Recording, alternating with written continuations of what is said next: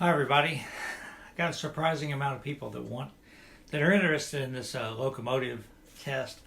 So I'm going to start off with some qualifications. Basically, I'm not qualified to do this. I'm a novice. This is the first DCC setup I've ever had. Um, you know, if someone says program CV this, I can follow the directions and do it. My problem is like I don't know what CVs are. If I want to change the starting voltage, I mean, you can't unless someone says it's this CV. You know, I've gone into like the Atlas website, and it's the Atlas website gives you the basic functions, but then it says for more detailed instructions, go to the ESU website. And the ESU website, I'll give you an example real quick. I don't want to do a lot of talking in this, but say for the new engine, if it loses power, you have to restart the sound. So if it just blips for a second, you have to restart the sound, restart the light. The other engines I have, as soon as you nudge it, the sound comes back on, the light comes back on. So I went into the website, and Atlas said they did that intentionally because if you've got a big layout with all these sound-equipped locomotives and you turn the power on and they all try to start up sound at the same time, you can overload your system. Okay, so that makes sense. I don't have that. So I would rather have it automatically come back on.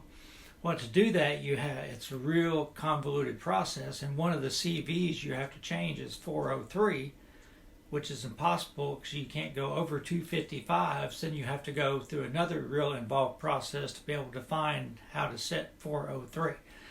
It's just not worth it.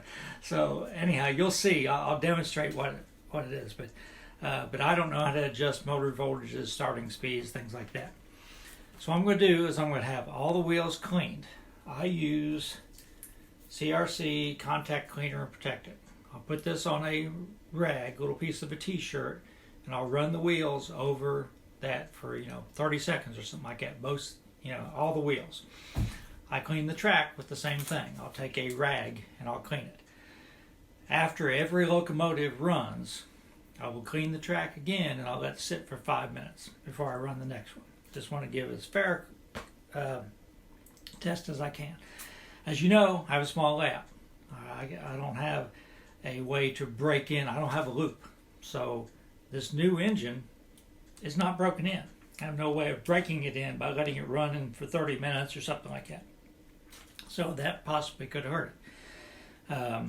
My ST35 that I bought that brand new, same way. And actually I had to send it back to the factory. I did a whole thing on Facebook about it where it wasn't sitting level. It's like the frame was twisted or something. So I sent it back to the factory, and they said they replaced both trucks. It still doesn't run that good, but I'm doing it because I want you to hear the sound on it. The GP7 I have, my favorite locomotive, that was used. Benjamin Horn put the sound in that, and he has a special sound enclosure, and it really sounds good. And mainly I want you to pay attention to the volume level between that one, the ST35, and the new GP40. I use NCE Power Cab.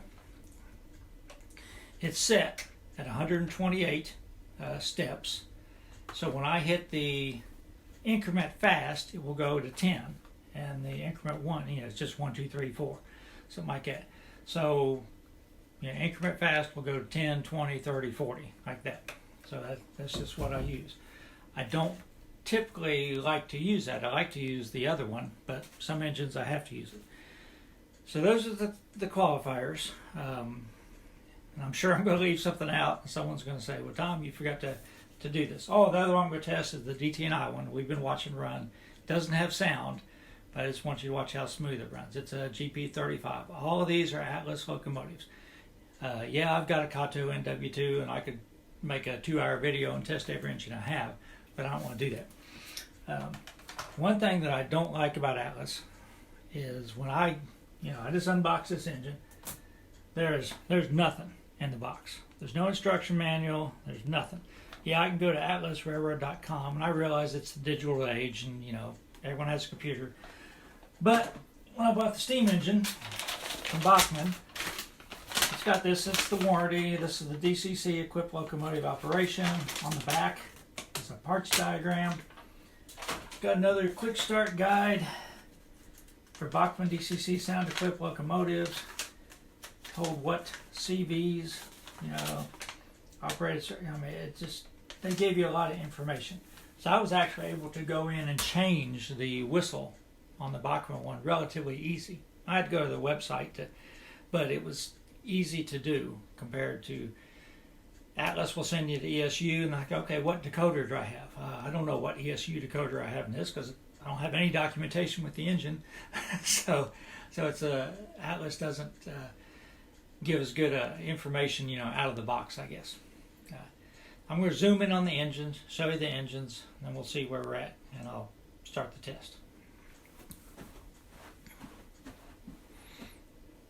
Yeah, I was afraid of that. I'm talking a long time, and I don't really want to do that. But, all right. Oh, wrong way. Okay. GP35 DT&I, no sound. This is the brand new GP40 B&O on the in the middle there. Then I have the GP7. Oh, dang on it.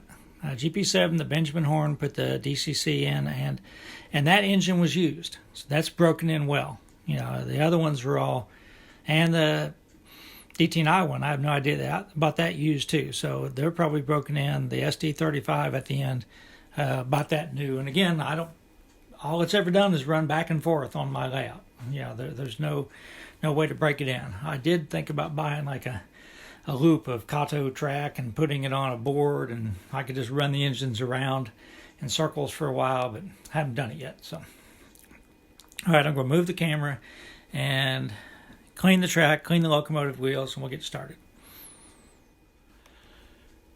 Okay, Atlas GP35, built as DC.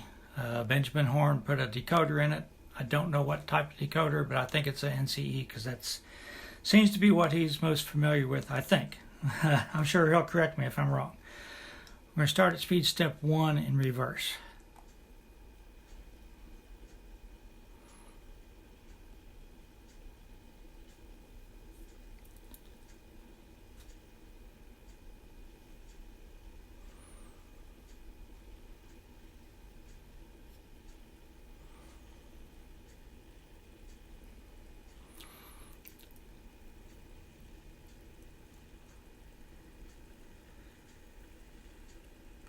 All right, let's go forward. Speed step 1. There's not going to be any editing in these. I'm not going to, if I have to nudge it, you'll see me.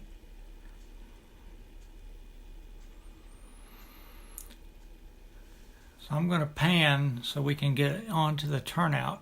See if I do this right. Nope.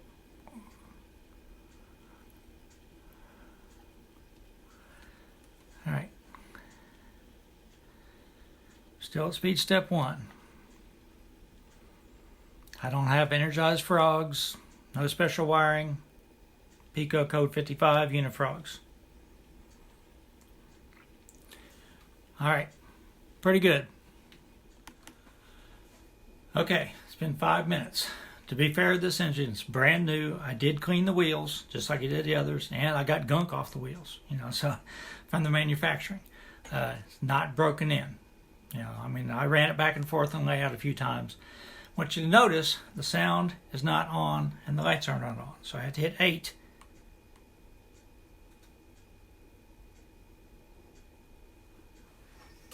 There it goes.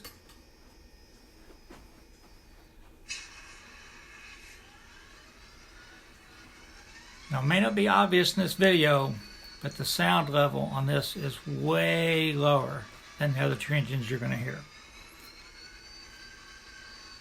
Right. So, here's the bell.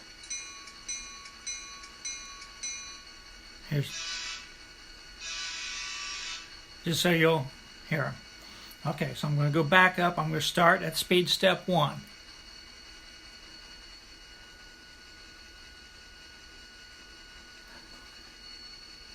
It is not moving at speed step 1. Again, maybe it would if it was broken in. So I'm going to put it on speed step 10.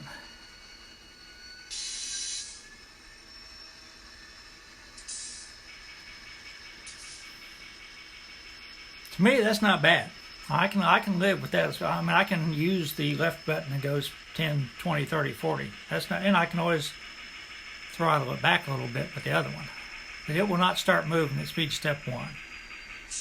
That's 6 there, 5, and I better stop it.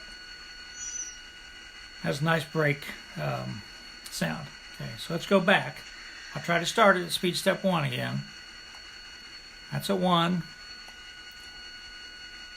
2. It's trying to move at 2. And maybe it eventually would if it was broken in. I mean, it'll creep pretty good. I have no qualms with how it runs. The only thing, so I'm going to go ahead and, this is at 3 here. I'm going to go ahead and throttle it up a little bit.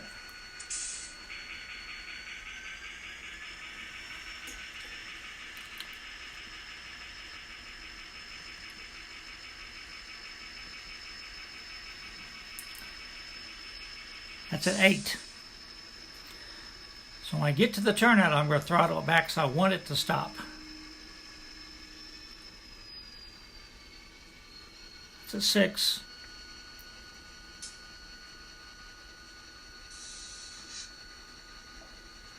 It's at 4.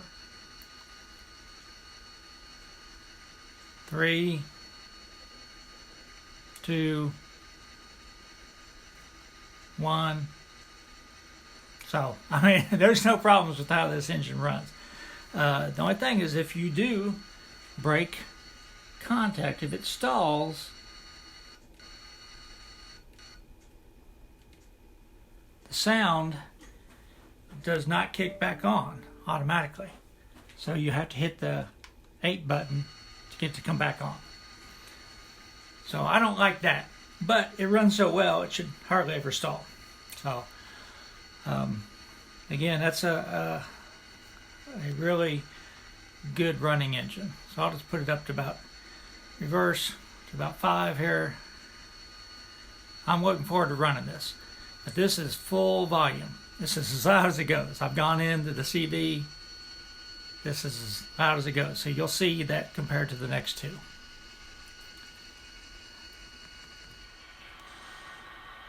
Okay, Atlas GP7 with a custom sound installed by Benjamin Horn. This is my favorite engine, although I did just have to send it back to him. The motor went bad. He noticed it started stalling, and it was making like a little humming sound. So he took it apart, said that the motor seemed to be going bad, so he replaced the motor in it. So okay, here's speed step 1. Oh, here's the horn bell.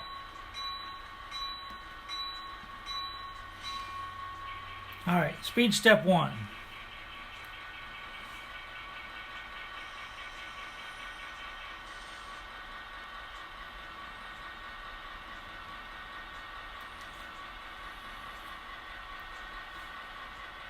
And this engine will run the length of my layout at that speed through every turnout. At least it did. I haven't run it since I got it back much because I'm trying to cycle through all my engines. Right. So let's just go 2 and 3, 4,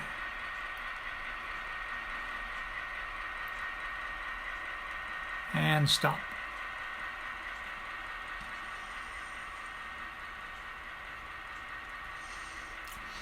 Forward, speed step 1.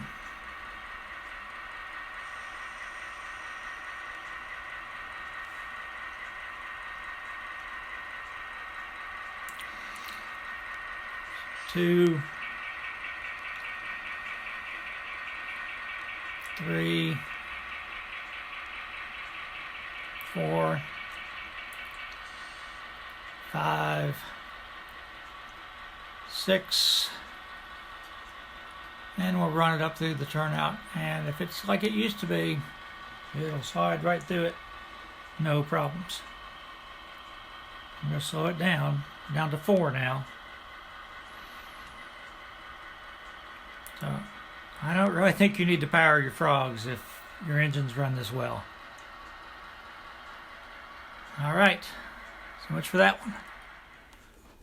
Okay, Atlas SD35. I bought it new, so it hasn't had a lot of runtime, just back and forth. I had to send it back to the factory because it was stalling a lot. And they said that I thought the frame was twisted. They said that they replaced both sets of trucks. Send it back. Still doesn't run that great. Benjamin has tried to tinker with it, actually tried to put some capacitors in it, but because the N scale is so small, you really can't put very big keep alive capacitor in it. So I'm going to start up at, here's the sound. Has really good sound.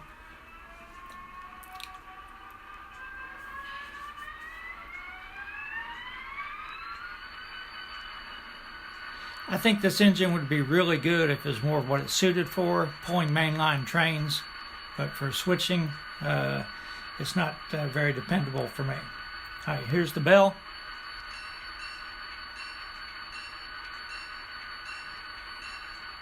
Here's the horn. I like that horn. Okay, speed step 1.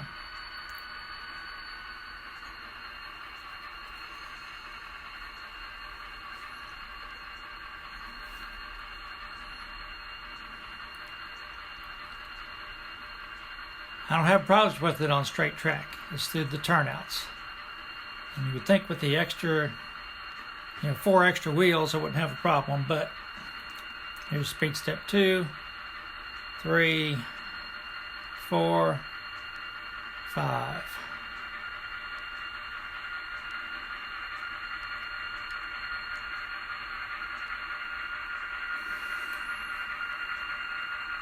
And stop. Let's go forward. Speed step 1.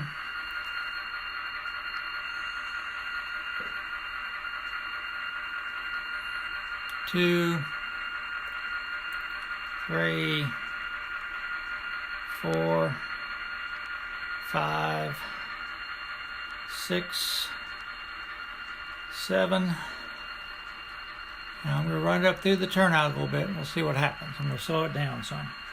It's at 7 now. Let's try to get it to, that's at 4.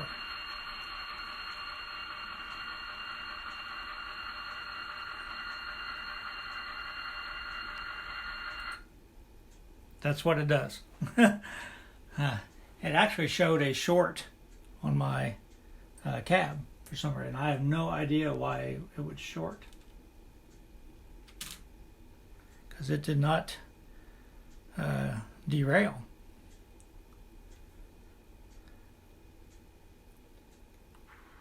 So I had to start the sound again. That's the problem I have with that engine. And I haven't checked the wheel gauge. I don't really know how to adjust wheels, but maybe it's something that could be it. So I hope, I can see the battery on my phone is about dead. So I'm hoping that this, let's put on speed step 10 and come back. Hopefully this gave you a little bit of information. Again, I don't mind doing this kind of stuff, so if you have any questions, let me know. All these engines run pretty good. Atlas should be in the Model Railroad Hall of Fame for what they've done for the hobby, especially in scale. But the GP40 that I just got, I wish I could turn the volume up on the sound a little bit higher than what it is. Besides that, I'm completely satisfied with it. It runs really well, and I think as it breaks in, it'll run better. So everybody stay safe. Okay, I hope that was helped some of you out. Again, if you want to see, how the Kato or the Kato NW2 runs or something like that, you can. I don't have any way of measuring how many cars a engine is going to pull. I'm not going to get every freight car I have out and put them on the track and do all that. So I can't help you there. But hopefully this answered a few of your questions. And if you want a specific thing, I'll be happy to do it within limits. I've posted, 5 or 6 videos in the last 4 days, so this could be the only one I post on Tuesday. So I'll finish up the switching part 3 tomorrow. Probably we're having a new heating and cooling system put in, new heat pump, and they have to go up in the attic and change the air exchanger and all that. So, you know, I'll be working from home. My wife has to go up to Ohio, something I haven't shared, which is another life happens things, just like, you know, we're dealing with chances. My wife's mother fell and did a lot of damage to her hip, and she had to have surgery, and now she's in rehab. And of course, with COVID, you can't go in. One of the workers at the rehab place tested positive for COVID, so now she can't. She has to go up and like look through the window. So, anyhow, she has 3 sisters, and they're all going to get together and, you know, talk about, make plans for what happens when Mom comes home, because she's really pretty healthy and doing well before this happened. So hopefully she'll get into rehab pretty soon. But that's, you know, tomorrow I'm going to be pretty tied up with the air conditioning guys here, working from home, keep an eye on Chance. Don't know if how much I'll be able to do. But post questions and comments. I can always answer those, I'm sure. And everybody stay safe.